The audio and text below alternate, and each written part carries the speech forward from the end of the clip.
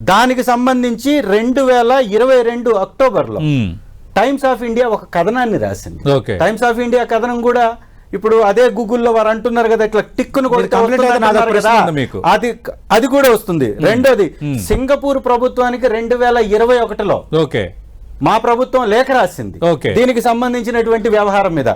ఏ వ్యవస్థనైతే మేము తీసుకొచ్చామో దాని యొక్క కొనసాగింపే గూగుల్ తప్ప కొత్తది కాదు అనేది ఇది స్పష్టం. కలిసి గూగుల్ అంటే చంద్రశేఖర్ గారు మీకు అడుగుతున్నా, క్రెడిట్ కాదు గూగుల్ సెంటర్ ఇప్పుడు రావడానికి కారణం క్రెడిట్ మాదే, మా ప్రయత్నం వల్ల ఇప్పటికి ఇక్కడ వరకు వచ్చిందని అంటున్నారు. ప్రయత్నం కాదు, మేము తెచ్చినటువంటి అదానీ డేటా సెంటర్ కి రావడానికి కారణంగానే గూగుల్ వస్తుంది. కేబుల్ గాని వేయకపోతే అసలు డేటా సెంటరే రాదు అక్కడికి. కేబుల్ వేయించడానికి ఆ ప్రయత్నం జరిగింది, అది పరిష్కారం జరిగింది. నా ప్రశ్న వినండి, అంటే సరే ఇప్పుడు రావడానికి కారకులు మీరు అంటున్నారు. అలాంటప్పుడు గూగుల్ డేటా సెంటర్ వల్ల ఏం ఉపయోగం? 200 ఉద్యోగాలు వస్తాయి కదా, రాష్ట్రానికి ఏం ఉపయోగం? రాష్ట్ర ప్రయోజనాలు తెలియకుండానే తెచ్చారా అని మీ మాజీ మంత్రి అమర్నాథ్ నుంచి కొందరు నేతలు ఎందుకు మాట్లాడుతున్నారు అలాగా?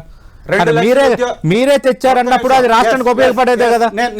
సార్ ఒక విషయం, ఒక్కొక్కరి విశ్లేషణ ఒక్కొక్క లాగా ఉంటుంది.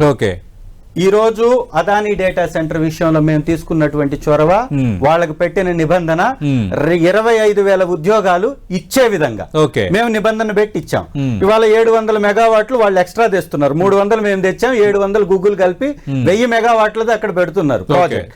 అయితే ఈ 700 మెగావాట్లకి మీరు తెస్తున్న ఉద్యోగాలు ఎంతో మీరు చూపిస్తున్నటువంటి పేపర్లో ఉంటే బయటికి పెట్టండి. ఉద్యోగాలు రావు, ఉద్యోగాలు వచ్చేది తక్కువ మాత్రమే. డేటా సెంటర్ అనేది అక్కడ ఒక హబ్ లాగా తయారవుతుంది. దానికి అనుసంధానంగా ఏర్పడేటటువంటి వ్యవస్థల్లో ఉద్యోగాలు వస్తాయి. అవి సర్వసాధారణంగా ఎక్స్టెన్షన్ లో జరిగేటటువంటివి. ఇవన్నీ వచ్చింది ఎక్కడి నుంచి? అదానీ డేటా సెంటర్ నుంచి ఇవి స్టార్ట్ అయ్యాయని వాస్తవము. ఇది ఒక హబ్ గా ఉంటుంది, ఒక స్టోరేజ్ గా ఉంటుంది. ఇది అంతా కూడా ఒక యంత్రం చేసేటటువంటి పని. లక్షల ఉద్యోగాలు రావు. ఇప్పుడు ఎంతైతే పెట్టుబడి పెడుతున్నారో అంత పెట్టుబడి ఏదైనా తయారీ రంగంలో పెడితే ఎన్ని ఉద్యోగాలు వస్తాయో అన్ని ఉద్యోగాలు డేటా సెంటర్ లో రావు అనేది మాత్రం వాస్తవము. లక్షలు వస్తాయని వాళ్ళు ఎందుకు ప్రకటిస్తున్నారు? వాళ్ళు సమాధానం చెప్పాలా?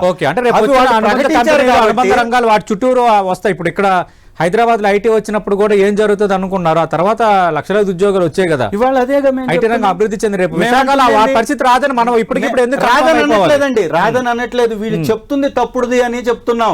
వాళ్ళు చేస్తున్నటువంటి ప్రచారం తప్పని చెప్తున్నాం.